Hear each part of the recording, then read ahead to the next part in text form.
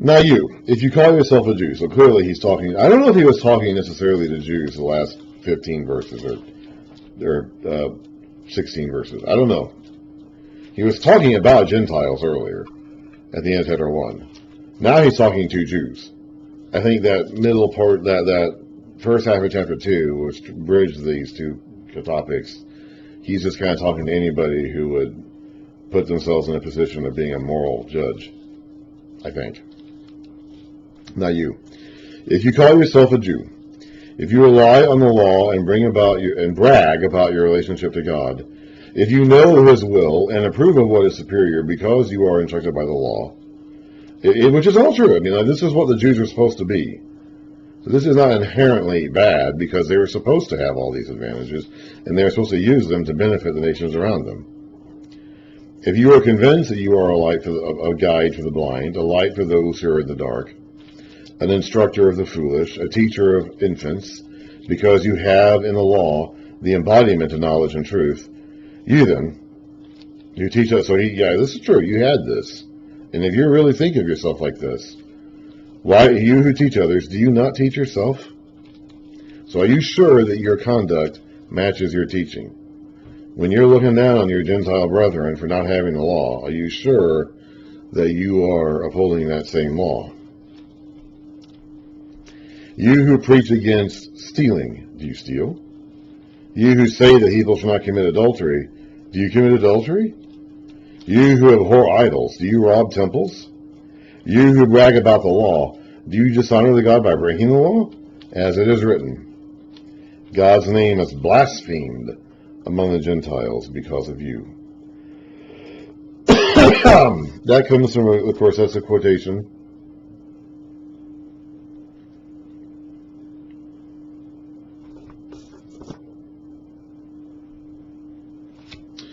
We'll go down and look at the quotes. It's in the footnotes. It says on here, Isaiah 52:5 and Ezekiel 36:22. So Isaiah 52:5.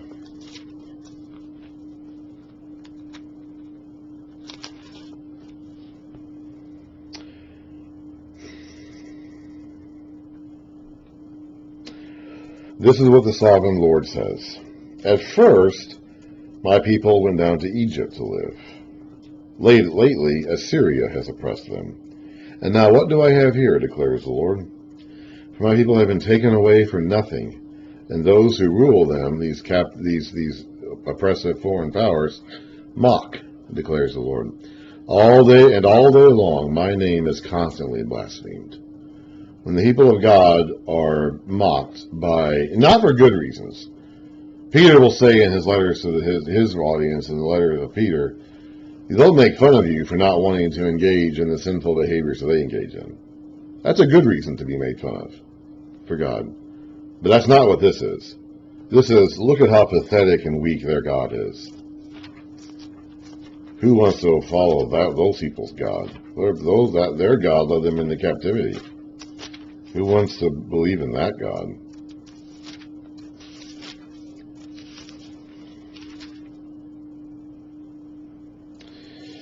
Ezekiel 36. This is in the middle of a statement about him bringing Israel back. They're in captivity in Babylon now. And this is in the middle of a long statement. I think actually at the beginning. It's going to go on for a few chapters. Of a long prediction about God bringing them back. But he's not going to do it for their sake, per se. So let's go ahead and read here. Ezekiel 36:22. Therefore say to the house of Israel, this is what the sovereign Lord says.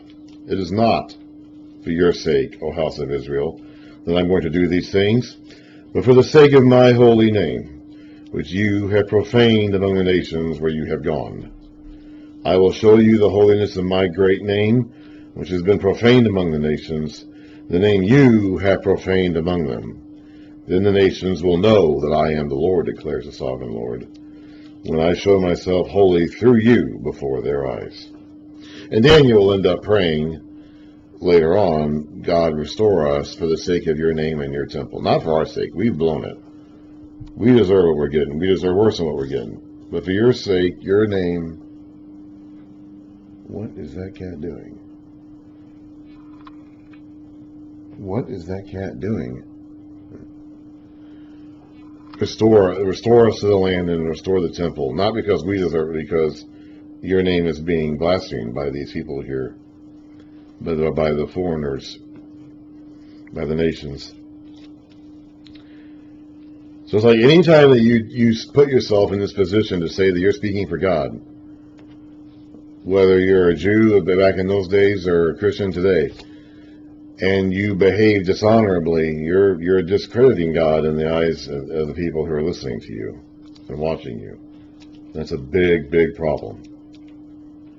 Maybe even the biggest problem, actually. Circumcision has value if you observe the law. But if you break the law, you have become as though you had not been circumcised. Because breaking the law one time condemns you. If those who are not circumcised keep the law's requirements, will they not be regarded as though they were circumcised? The one who is not circumcised physically, and yet obeys the law, will condemn you, who even though you have the written code in circumcision, are a lawbreaker. Now, this is one of those things where circumcision was a big, big, big, big deal in Paul's day. And I mean literally circumcision, the act of cutting away the foreskin of the flesh. And they knew who was circumcised and who wasn't, and it was a badge of national Jewish identity at this point. Now, in years gone by, other nations had also practiced circumcision. The Jews were not the only ancient nation that did that. The Romans, however, did not. And so this was a major, in fact, they laughed at the Jews for doing it. And this was a major source of conflict between Romans and Jews. And it would have probably been true even in the congregations of Rome at this time. Like this would have been one of the sources of ongoing tension between these people groups.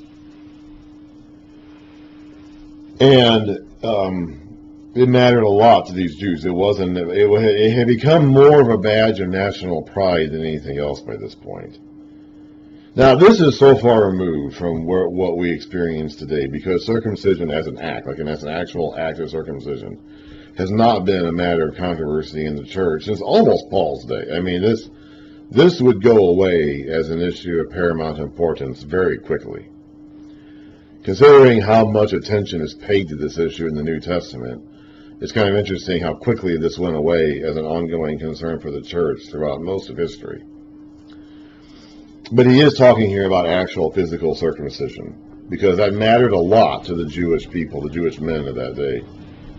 And Paul is kind of saying that, hey, that doesn't actually matter all that much. It mattered a lot to Paul, too, when he was younger. I mean, he was a zealous Pharisee who persecuted the church for turning Israel away from what he thought was the correct way to honor God. So it would have mattered a lot to him, too. He knows exactly what this is like. But this is kind of his way of talking these Jews down from emphasizing the act of circumcision itself that much.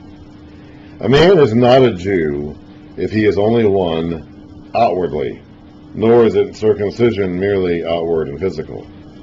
Now this is really tough today because of all the baggage that anti-Jewishness and anti-Semitism have in our world today. This is a really, really, really, really tough lesson to take today. And it's so tough that you're not going to hear many people even talking about it. The idea of a Jew, let's kind of define what that is before we go any further. What does that even mean? Okay. So initially, God called Abraham out of Ur of the Chaldees. And he was going to build a nation through him, and through that nation, and to be specific, one member of that nation to come, Jesus Christ, is going to save the world. So, and Abraham had Isaac, and Isaac had Jacob, and Jacob had 12 sons. Jacob's name was changed to Israel, and so Jacob's family, who went down to Egypt in the days of Joseph, one of Jacob's sons, became known as Israel, the tribes of Israel, because there were 12 sons. They each had their own families that came after them. They were the sons of Israel, whose name was changed. Jacob, whose name was changed to Israel. So they became collectively known as Israel. Now they had relatives. We read about those relatives in Genesis.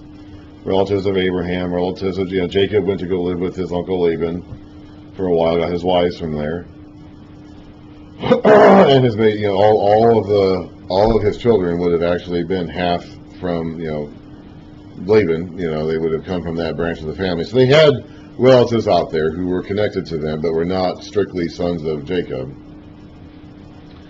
sons of Israel. But they were the Israelites. They went down to Egypt. They came back up out of Egypt and moved into their land that God had promised Abraham 430 years earlier.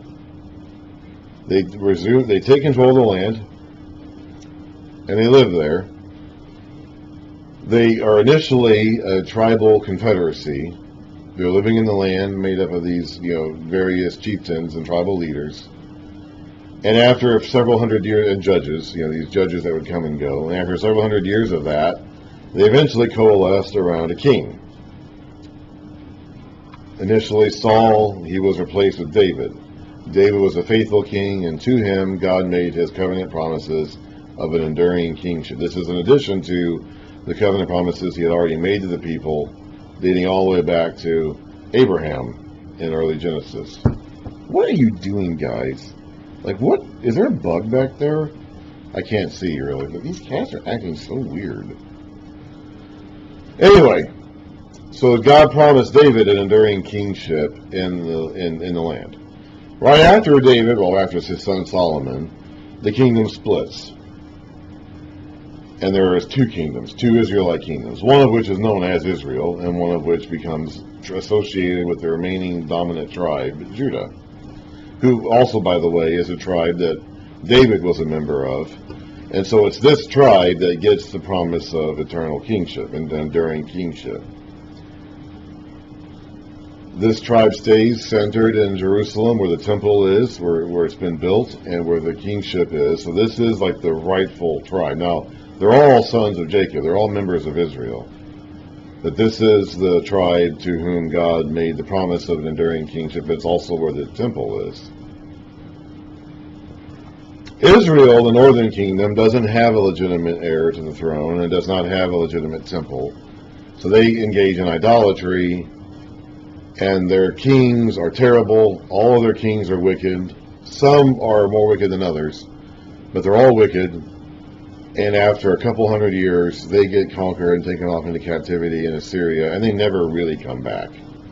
In their place are left behind these half-breeds. Because when Assyria came and conquered them, they took a lot of them back to Assyria and mated them with Assyrians.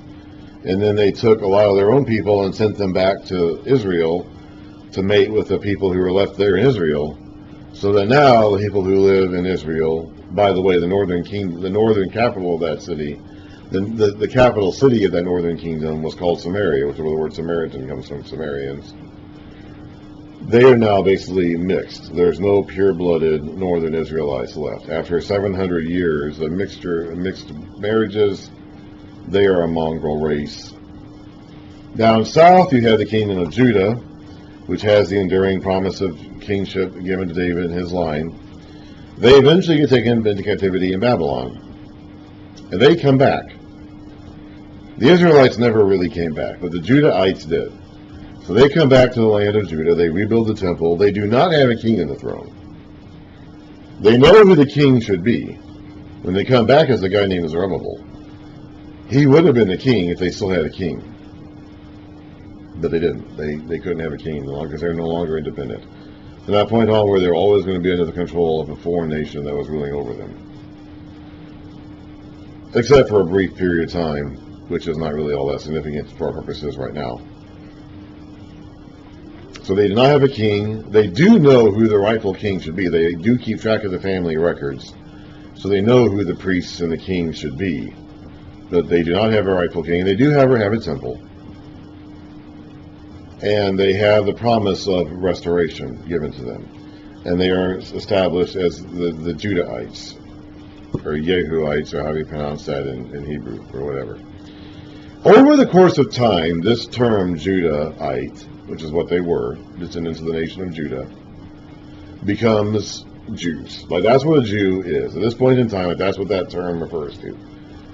Judahites who came back to Judah from Babylon, from the Babylonian exile, and reestablished the nation of Judah in their original territory. So they would be literally the genealogical, ethnic chosen people. That's why they focus so much on their genealogies and on their ethnicity. Like that would be the source of their pride and the source of their hope. So Paul here is saying that you're not, so they would be literally, physically, ethnically, the chosen people of God. But Paul here is saying that's not what a person of God really is. It's not actually dependent on your physical descendancy from this particular line of people. And that would be a hard thing for them to get their heads around. So he's saying a man is not a Jew, you're not a Judahite, you're not a member of the chosen race, or the chosen people, if you're only outwardly, as a sign of physical circumcision, nor circumcision merely outward and physical. No, a man is a Jew, is a chosen member of God's covenant family, if he is one inwardly, and circumcision is circumcision of the heart, by the Spirit, not by the written code. Such a man's praise is not from men, but from God. This would be really tough for a lot of those Jewish men to take. So he's going to have to address this, because he knows that his audience would be about ready to start throwing their fists at his face if he doesn't cool down. And these are his own friends. I mean, these are Roman Christians. A lot of them are people that he knew, that we read about at the end of Romans. But he knows that he's saying something that would be very controversial, even amongst the Christians, that they're not going to want to hear this. So he's going to have to address their concerns right away here by saying he's raising a concern he knows they're going to ask. He says, what advantage then is there in being a Jew? Or what value is there in circumcision? So he knows they're going to say this. He knows that they're going to be just bursting with this question off the tip of their tongues as soon as he gets done speaking. They're going to have to ask this. So he asks it for them. What advantage is there in being a Jew? A physical Jew, like a literal physical descendant of the Judahite nation, a physical descendant. Or what value is there in circumcision? Much in every way. We're going to go ahead and have to leave that off there for now because my voice is going. But he knows the question that they're going to ask as soon as he gets done saying it. As soon as he gets done saying what he said, he knows they're going to ask a question about that. So he asked that question first. And he's saying, what advantage is there in being a Jew? An actual physical Jew? Much in every way. And so he's actually going to answer this in two parts. We're going to get the full answer to this question in chapter 9. We're just now starting chapter 3. The full answer to this question has to wait until chapter 9. He's going to lead off here with something in chapter 3 that he's going to use to build another argument. But he's going to come back to this question again and give a fuller response to it, listing off a whole number of, giving off us a whole list of advantages the Jews had for being Jews in chapter 9. But we'll have to leave all that for next time because I'm tired for today.